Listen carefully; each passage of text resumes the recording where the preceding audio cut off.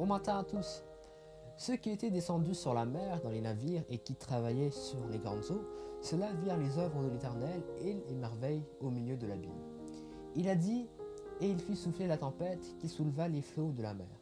Ils montaient vers les cieux, ils descendaient dans l'abîme, leur âme était éperdue en face du danger. Saisis de vertige, ils chancelaient comme un homme, ivres et toute leur habileté était anéantie. Psaume 107, versets 23 à 27.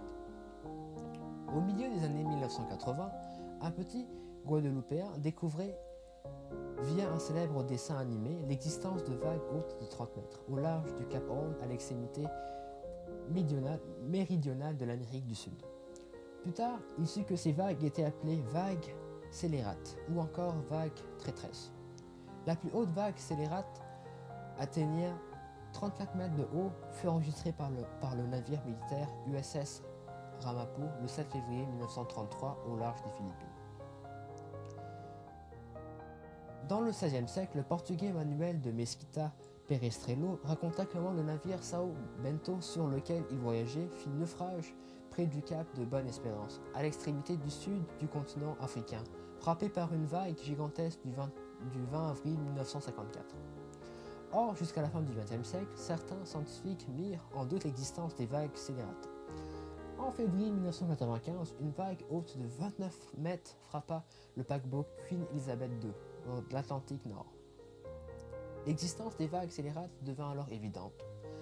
Ce jour, on ne sait pas comment se forment les vagues scélérates, mais on estime que sur une vingtaine d'années, fin XXe siècle, début XXIe siècle, elle aurait coulé plus de 200 porte-conteneurs et supertankers, c'est-à-dire des navires de plus de 100 à 300 mètres de long et haut de plusieurs dizaines de mètres.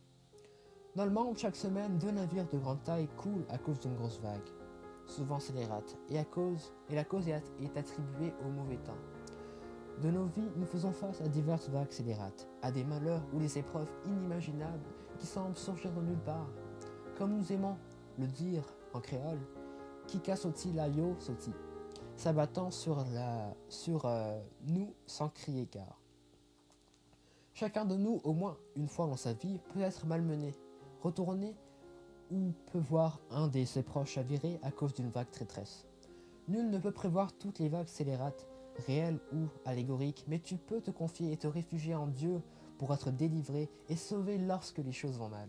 Et quand les flots de la mer mugissent, écument, se soulèvent jusqu'à faire trembler les montagnes.